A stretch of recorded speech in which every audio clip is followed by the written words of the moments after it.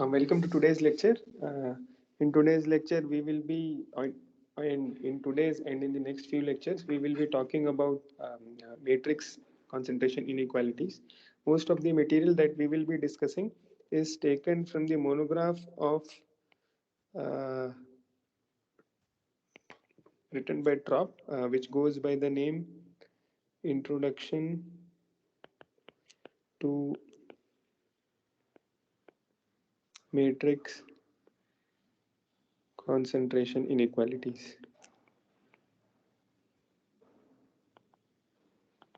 It's written in 2015. I will be uploading the PDF in the group, but just so that you know.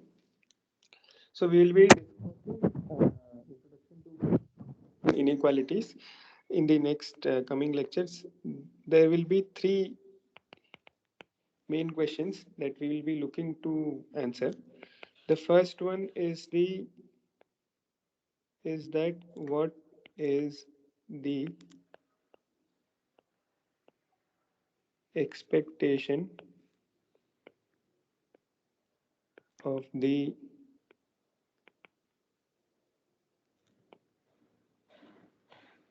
maximum eigenvalue of a random Hermitian matrix. Okay, so a Hermitian matrix, just to remind you, is a matrix for which the conjugate transpose is equal to the matrix. The for real, it just becomes the symmetric matrix. We will see the applications of the random Hermitian matrix as well. So the first question that we're interested is in that the what is the expectation of the maximum eigenvalue of a random Hermitian matrix. So if we have a matrix, what is the expected value of its max largest eigenvalue? Then what we are also interested in is that how is lambda max, which is the maximum eigenvalue of a random Hermitian matrix distributed. Okay, so what we are looking at developing some kind of concentration inequalities like we developed for the scalar case, that the probability that x minus expected value of x is greater than t, and we bound that number. So what we are interested in is the probability that it takes a value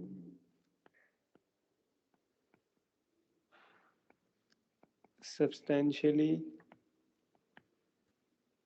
different from its mean. Okay, so we are also interested in this quantity. Then we ask the same questions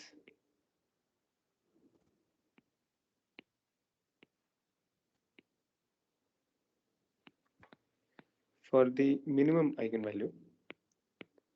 Then at the end, or the big or the largest or the end goal of this whole discussion that we will be having in the next few lecture is that what is the expected spectral norm. So when we say spectral norm, a largest singular value of a random matrix.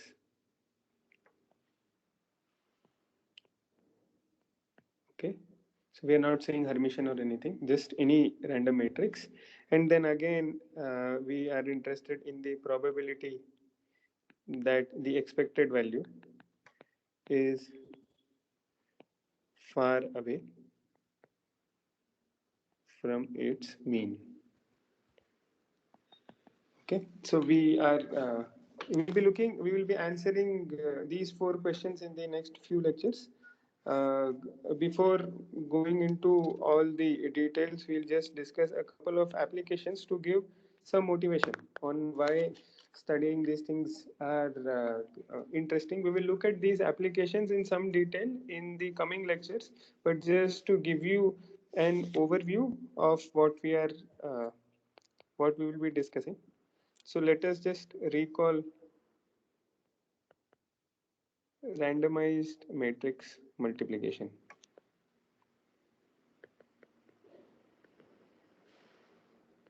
Okay, so what we discussed was that if we have two matrices,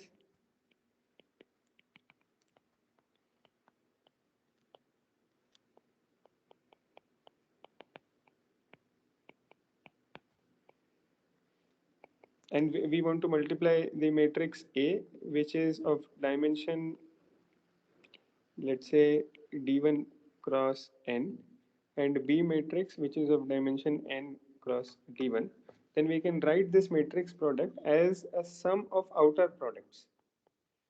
So in the lecture, we saw why this is true, and using an example, will not spend time on discussing all those things again. So we have n many rank 1 matrices. Then we associate probabilities P1, P2 till Pn, and with probability Pi, we sample the matrix Ai Bi transpose. Okay. So what we do is that we sample C many entries. Okay, and then we create the matrix multiplication. So if we have to sample an entry, so how we do it is that, let's say if r if we sample, if c is equal to 1, then we will approximate it using so r becomes our approximation of the matrix product. We saw all sorts of guarantees that the expected value is equal to the actual value of the product, and all those things. Okay, and then finally, what we do is that if we have, let's say, c many, if we pick c many, then our final approximation is something like this, where each rk is picked as above. In the particular version of the randomized matrix multiplication that we saw, we picked PIs using a length squared sampling.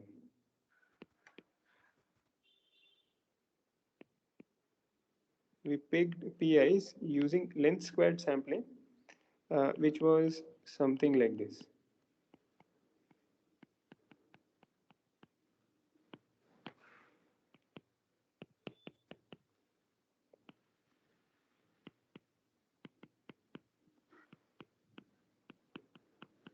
But the denominator was for normalization and all those things. Okay, and we gave some guarantees regarding whatever all those properties. So in this discussion, what we will be using what is known as matrix Chernoff bounds to give some properties using the spectral bounds, okay, of the approximation. So we want to analyze the uh, properties of the approximate matrix multiplication using the spectral bounds. So the work that we have, so for that particular, we will be discussing another version of matrix multiplication in which we will have the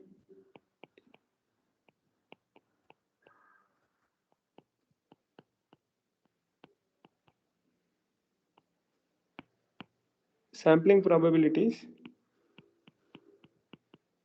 in this form. Okay, so this work was developed after, I think, 4 or 5 years after uh, this version of randomized matrix multiplication came through.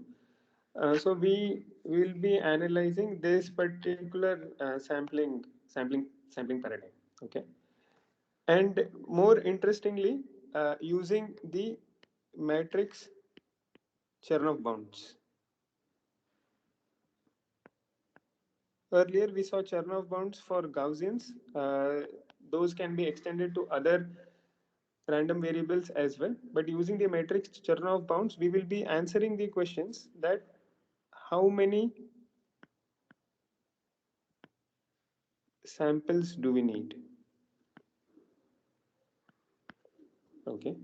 So if you remember from our discussion on Johnson-Lindenstrauss lemma, so what the JL lemma analysis what we saw in the JLMA analysis was that if the number of columns that we picked is greater than some number of the order of log n, then we will get a certain quality of approximation.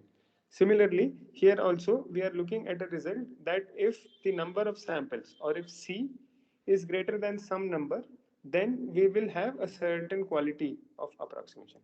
Okay. So yeah, so we are answering a twofold answer.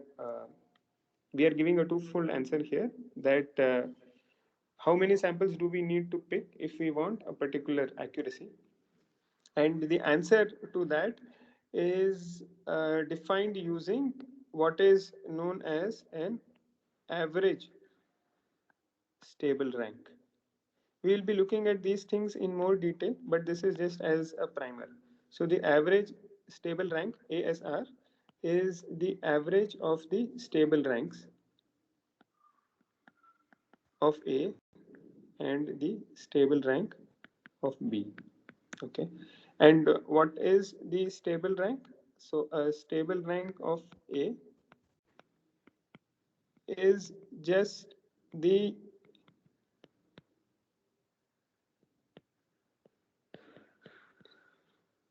sum of squared normalized singular values. Okay, so we know that the Frobenius norm of the matrix A is or the squared is the sum of the singular values. Sorry if I said eigenvalues earlier, sum of the singular values, and the two norm. So here when we write for a matrix, when we write like this, we mean a spectral norm. Okay, if it is a vector, then it will mean the Euclidean norm. Otherwise, it will mean the spectral norm. So we are just normalizing the squared. So stable rank is just sum of squared normalized singular values. So these are just results which we will see later. So our question was how many samples do we need to get a particular quality of approximation using the spectral bounds. So what we will prove is that the spectral bound or the largest eigenvalue is bounded in this form.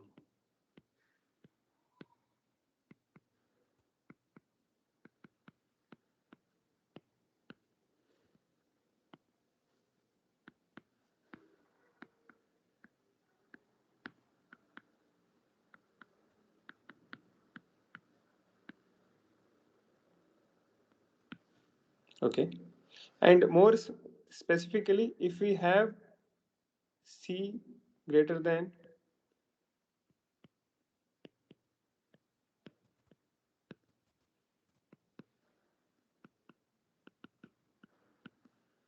then here epsilon is a user defined parameter, ASR is the average stable rank, then we get the following guarantees.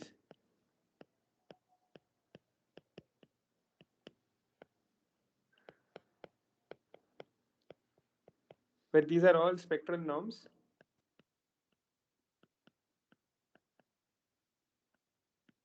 Okay, so we will get the following guarantee. So if the number of samples is greater than this particular number, which depends on the size of the matrix in terms of log n, then we have the concept of average stable rank. And if we have that, then our spectral norm will be bounded like this. Okay, so we are interested in finding a spectral norm bound. Earlier, we saw a Frobenius norm formulation of the approximation when we considered the length squared sampling. Here, we want an approximation in terms of the spectral norm or in terms of the spectral norm. So this is one application which we will be looking into in detail. What we'll be doing. Then the other application which we will be looking at is that of random graphs. We'll be briefly discussing it here. So, what are random graphs? So, random graphs are a way of approximate analysis of large graphs, okay, of very large graphs. So, the very large graphs they frequently occur when we are studying properties on social networks, internet, etc. Even if we want to model the spread of COVID-19 or coronavirus, it may be modeled as a very large connected graph where you get the idea. So, why do we introduce random graphs? Is that what is our interest? Is that we are interested in studying the statistical properties of very large graphs. Okay. So when we say statistical properties, we when we do traditional graph theory and all those things, we are looking or we find an exact answer to questions on specific graphs. The graph is given, its edges and its nodes and everything is given. Here we are not really interested in an exact analysis of that specific graph. We will be using an abstract model which may not be realistic, okay, which may not exactly model the realistic situations, but when we do the mathematical analysis on this abstract model, what we obtain is a guideline to what actually happens. Okay, so this is like we are looking at uh, I mean, if you want to, so if you have so many pixels in the picture, everything will look continuous. So it is also more or less like that. Uh, so just to give you an example of a random graph, we can have a very large graph in which the vertices they denote people, and an edge exists between two vertices or two nodes when the two people it connects know each other. Okay. So when we say no, KNOW, when we say that the two people know each other, based on the application, the meaning of knowing can be different. If we are studying disease spread, then it might mean that they are interacting with each other. So if we have something like A is connected to B, is connected to C, is connected to Y, and is connected to Z, then we say that A indirectly knows Z. Okay, or and in other words we can also say that all people belonging to a connected component know each other.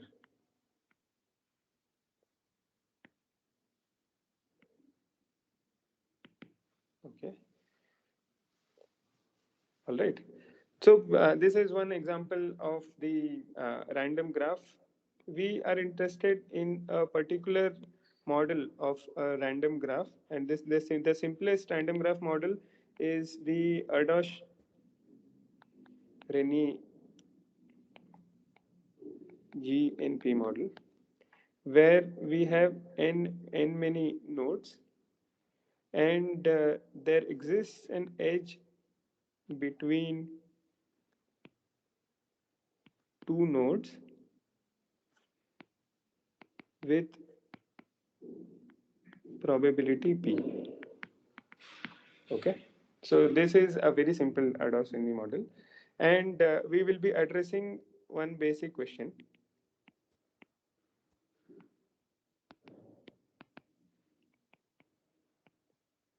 is the graph connected. Okay, so this is what we are interested in, or in other words, we can also say that does everyone indirectly know everyone else in the graph? What we will prove using the inequalities, the matrix concentration inequalities, is that if P is greater than 2 log n minus 1 by n. Okay, so n and p are the parameters of the graph. So we will be giving a sufficient condition on the parameters of the graph, then GNP is connected with high probability as n tends to infinity. Okay, so what happens is that if we have so many nodes in the graph, and if p is greater than 2 log n minus 1 by n, then it is highly likely that everyone is indirectly connected to each other. So if we want to introduce an intervention in the graph, what we would like to do, or the guideline would be that we want to reduce the probability p that they know each other, or they reduce the probability of the edge being connected to each other. So it might be useful to just have the COVID situation in mind while understanding this, and we will be deriving this. I mean, just to understand the application, it made. I found it useful to have the spread of disease network in mind while studying. But yeah, so we will be doing this, or we will be proving this by studying the spectrum, the eigenvalues and whatnot of the Laplacian of the graph. Okay, so this is what we will be doing later, not today. Today we will not discuss this, but later, just to set up what we want to do. Okay, so these were the two applications which I just wanted to discuss.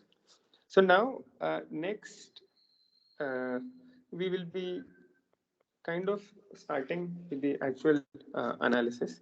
So the first observation that we want to make uh, is that often a random matrix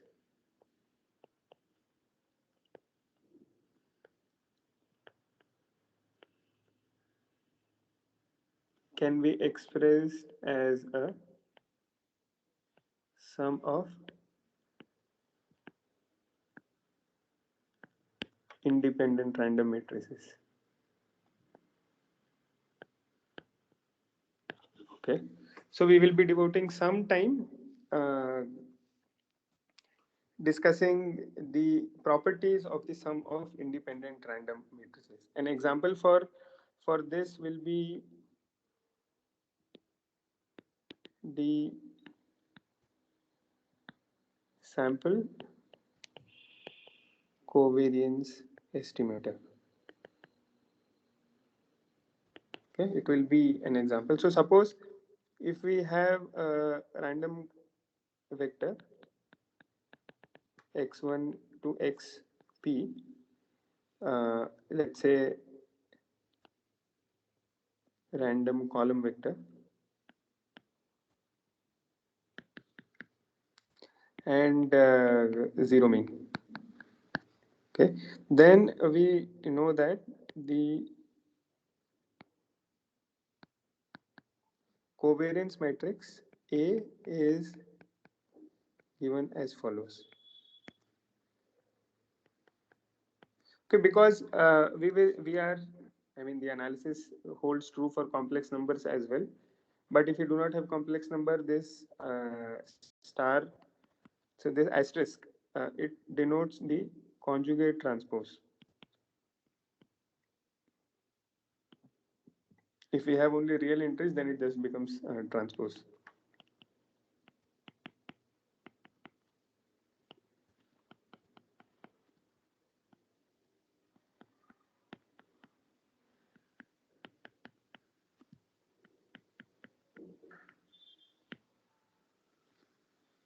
Okay, so here ejk is just like an indicator variable. I mean, we all are familiar with. I don't want to uh, mess up the concepts using unnecessary notation. So the jkth entry of a records the covariance between jth and kth entry of x. Okay, so here ejk is 1 at jk position and 0 elsewhere. Yeah. So you don't want to uh,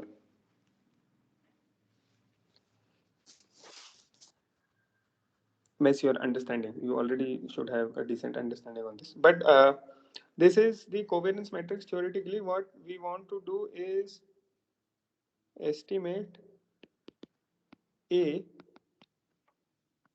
from data.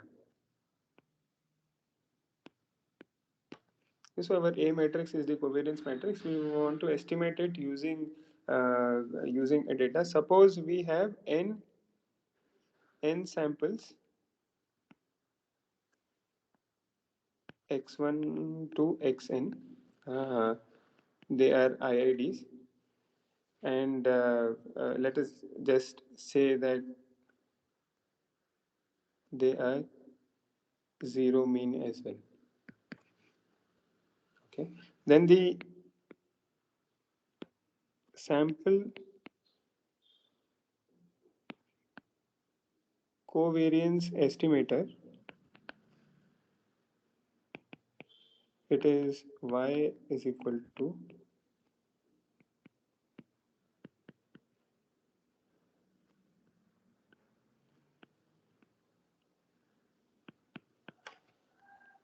okay, so this is our sample covariance estimator. So xk transpose, since xk is a column matrix, so we have a column matrix and multiplied by a row matrix, we will get a rank 1 matrix. And since each of these vectors are independent, so y is actually a sum of independent random matrices. Okay, so why? So this was just an example of earlier we saw that a random matrix can be expressed as a sum of independent random matrices. So the sample covariance estimator is an example of that sort. So we are interested in basically the expected value of the spectral norm of the difference between the actual covariance matrix and the actual covariance matrix A and the sample covariance matrix Y. We are interested in the expected value of the spectral norm of the difference. Okay. So when we have something like this, last few weeks or last couple of weeks for scalars, we saw concentration inequalities like this. I mean, we can have exponential here or Chebyshev here or whatever. So we are interested in developing such inequalities for matrices as well.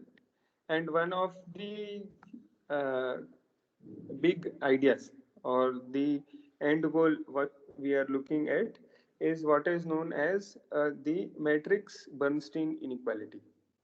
Okay.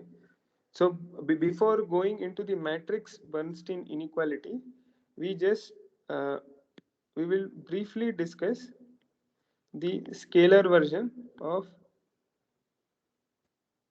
Bernstein inequality.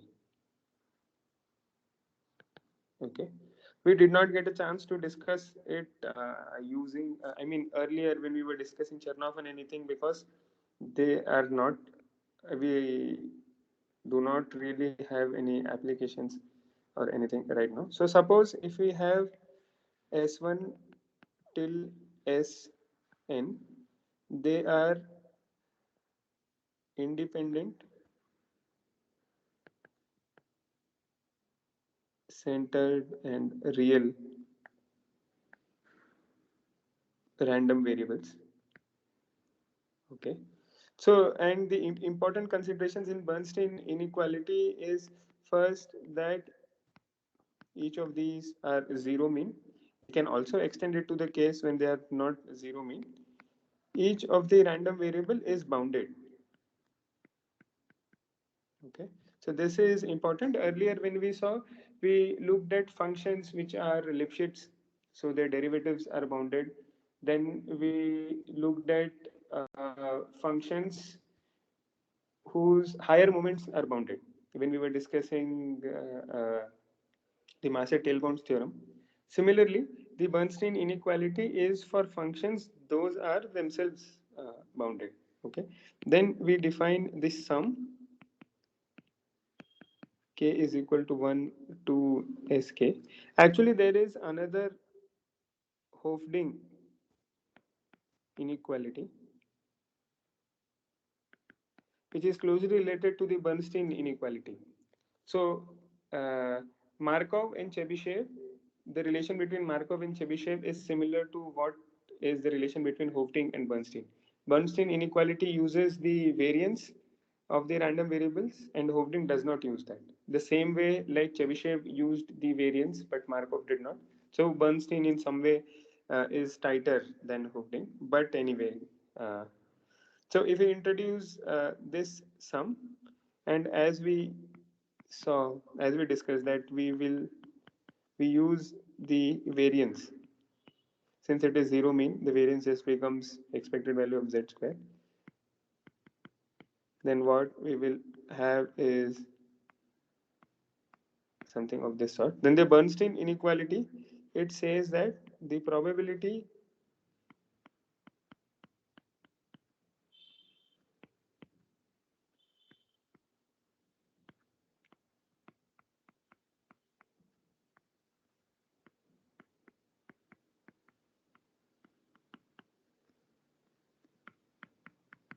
so this is for the scalars. Okay. This looks similar to the exponential or the exponential bounds which we have looked. We will not look at the proof in detail because it does not have many new ideas. It is some work, but we will. I'll just briefly talk about how what is the flow of the proof. Okay. So one thing that we use is that because the random variables are bounded, we can write an inequality of this sort.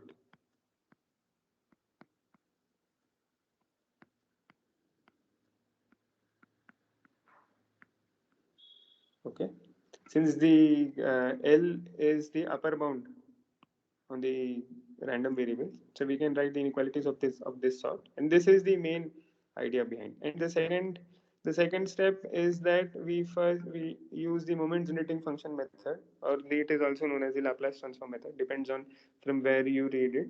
We take the powers of exponential and do some modifications. Then in the third step, what we will do is that we will expand this term.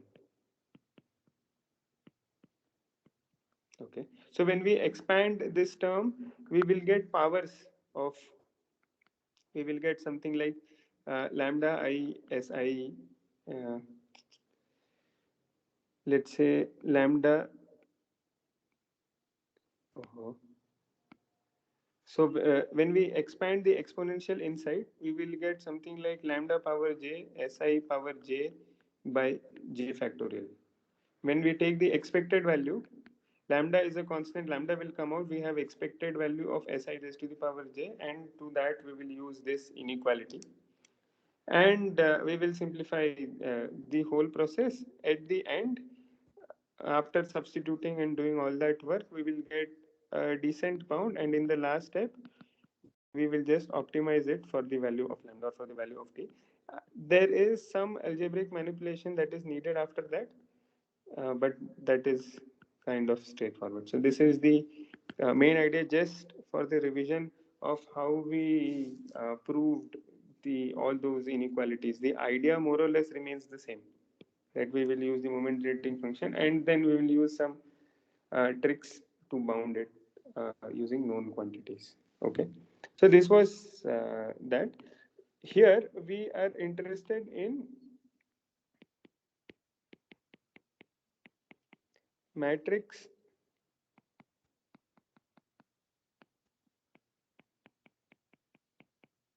Bernstein inequalities.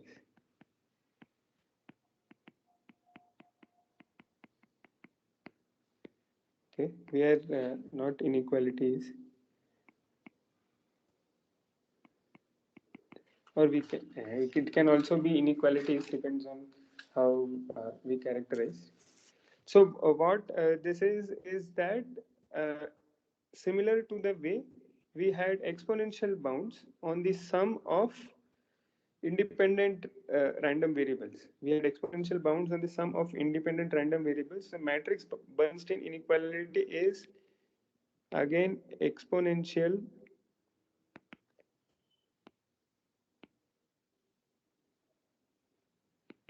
concentration inequality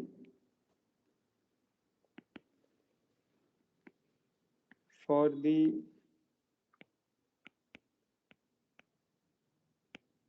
spectral norm of a sum of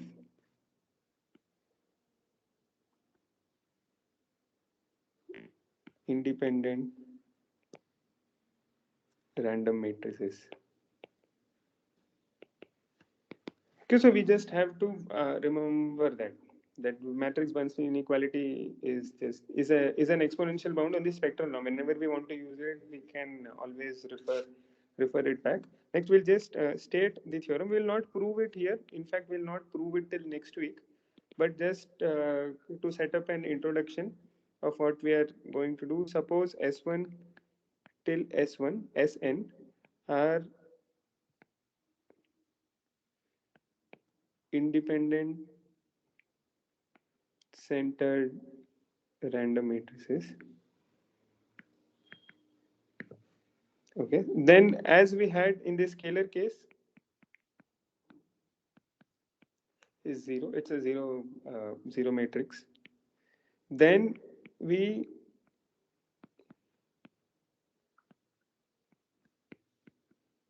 bound the spectral norm.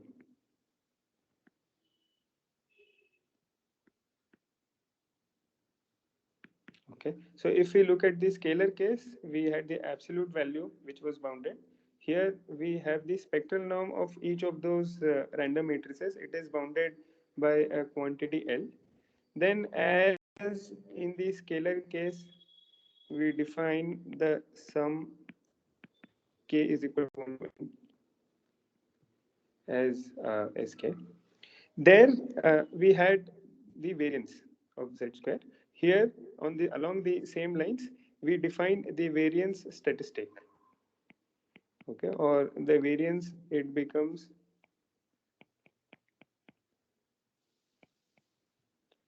we define the variance in terms of the spectral norm.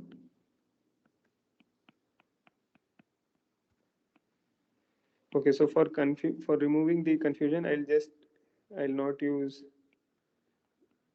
math fonts. I'll just write. Okay, so this is again the spectral norm of Z transpose. It will be Z transpose if it is just the yeah. So we'll just consider the max of what happens, and then we have two inequalities here. First is that the probability that the spectral norm is greater than or equal to some value t is less than or equal to d1 plus d2 exponential minus t square by 2 v of z plus l t by 3 for all t greater than or equal to 0. And the second quantity is that the expected value of the spectral norm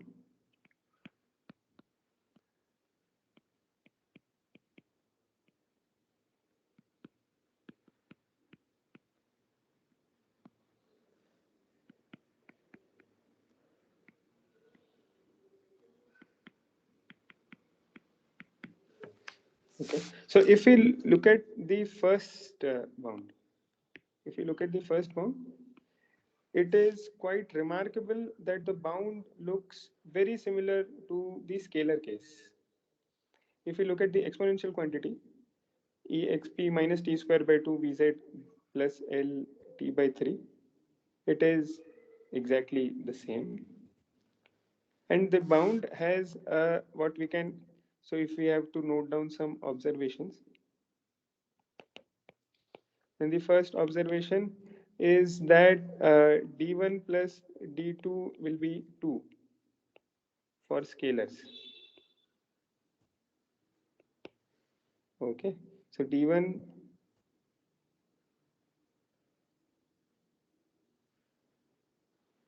where so the dimension, I forgot to mention what is d1 and d2.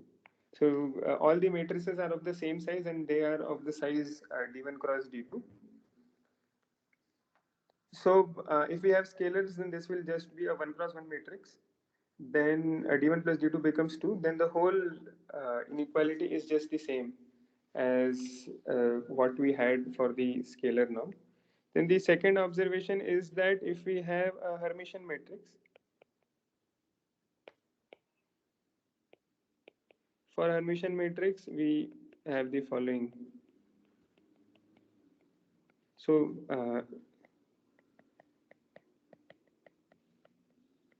we don't have to consider 2. Okay, but this is a more important result than the first inequality, but yeah, whatever. So this is the matrix Bernstein inequality. This will be the end goal of the analysis that we are doing. Okay, so we'll start from scratch and then we will uh, develop the methods to prove the matrix Bernstein inequality. Okay, so we saw the sample covariance estimator. Without going in, before going into the proofs and all those things, we will apply the matrix Bernstein inequality for the sample covariance estimator. Okay, so just recalling, we had a p cross p covariance matrix.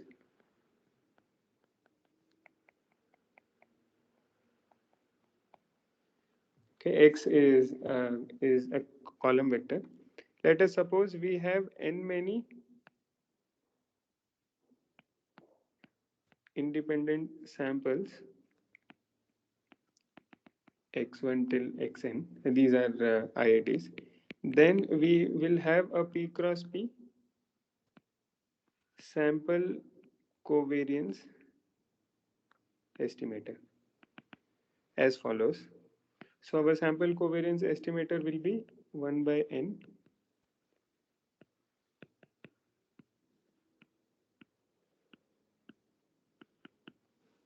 This we have already discussed, and what we are interested in, what our goal is to find the spectral norm, the expected value of the deviation measured in terms of the spectral norm. For this particular analysis, we will, because of the version of the Bernstein inequality that we have mentioned, we will also assume that the L2 norm is bounded. Okay, X is a vector, so we assume that L2 norm of X is bounded by B. Okay. Then we are looking at applying the matrix Bernstein inequalities. So if we are looking at applying the matrix Bernstein inequality, what we need is that the spectral bound of each of these, them, they should be bounded. But before that, we need to express Z as the sum of independent centered random matrices. So we define something as follows: y minus a, and this can be written as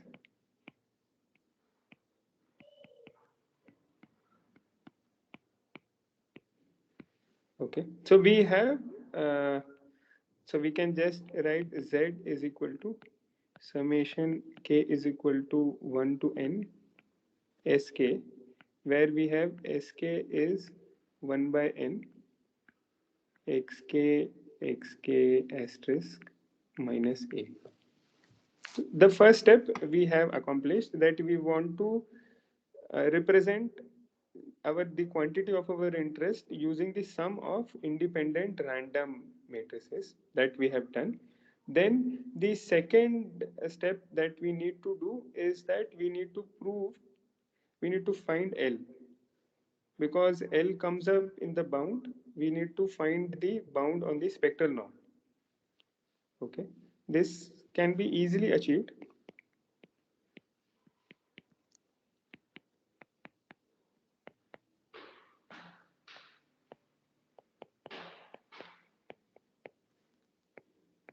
So here we can use the triangle inequality.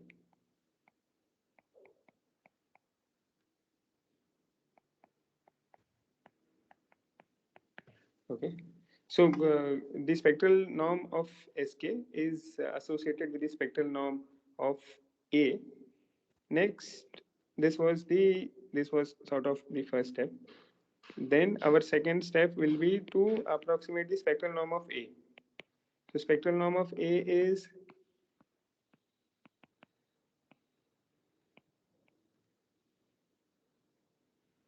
okay.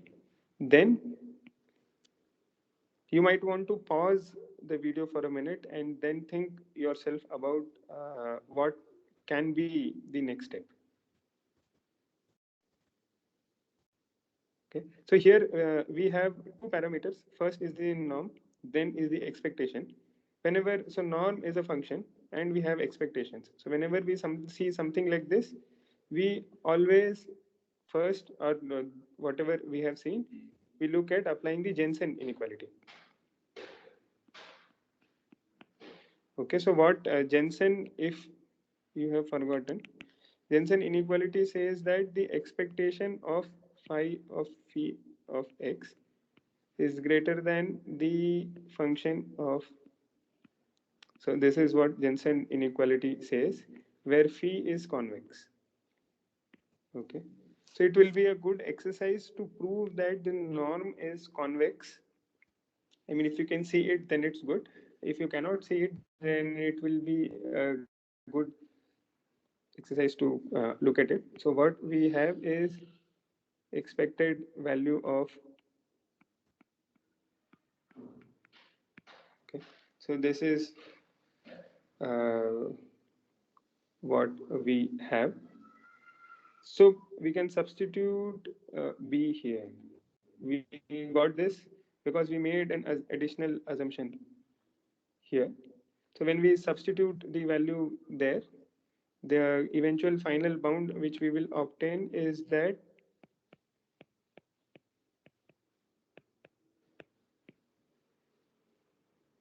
so this is one thing, the first thing that we have done. Okay, so this finding the value of L is done. Next, we want to calculate the variance statistic. Okay, so in for our case, what we have Z is a Hermitian matrix.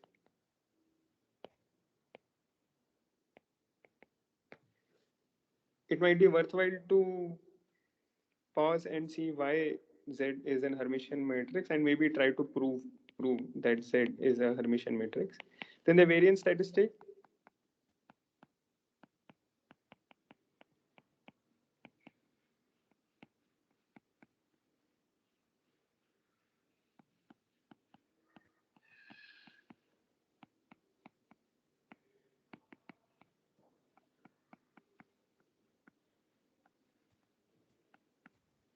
So this is, I mean, this is just a straightforward algebra. Next, we will look at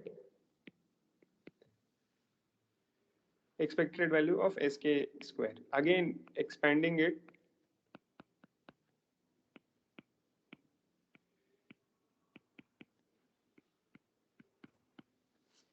So when we expand it, so this, I mean, it is just simple, but the square is actually a multiplication of this form. So when we multiply these two quantities, we will have xk, xk star, xk, xk star. Okay, so this is norm of xk square, the Euclidean norm. Then when we expand it, we will obtain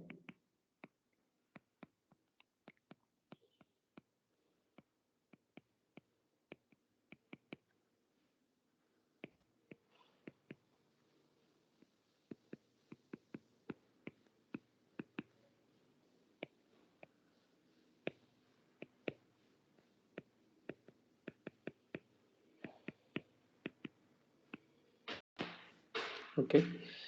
Then next, when we take the expected value inside, and since we are interested in the spectral bounds, we'll be looking at the eigenvalues. We use a different sort of an order.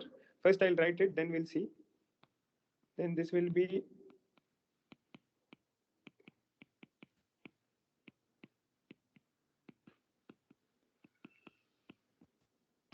okay. So here we have used the notation that this means that T minus H is positive semi-definite. Okay, we'll be taking the spectral norm.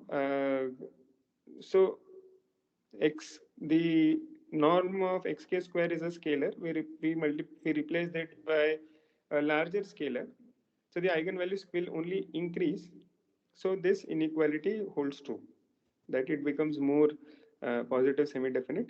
Then minus of a square is negative semi-definite. Okay, because a is Hermitian. Then in the next step, we will just ignore the negative definite part, and what we are left with is something like this. Okay.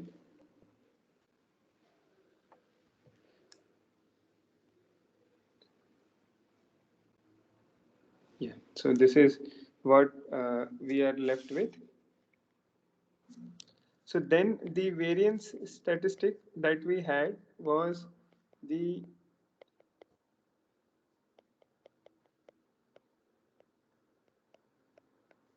so then this will just become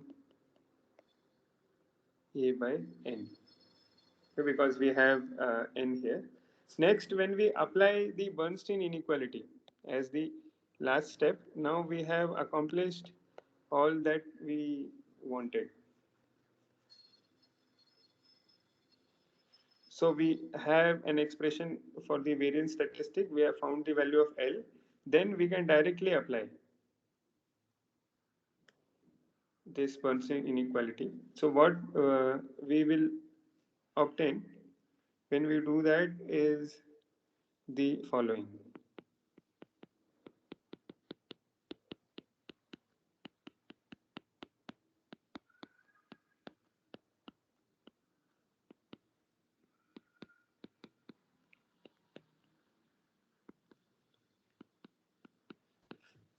Because the size of the matrix is P cross P.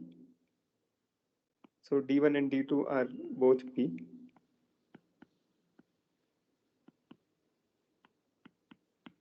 So this is what we will obtain. So this is just a direct substitution. We had L. L is 2B by N. Substitute the value of V of Z, and we obtain this value.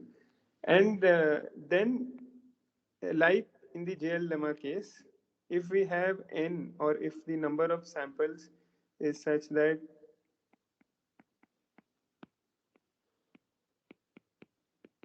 the spectral norm of A, then the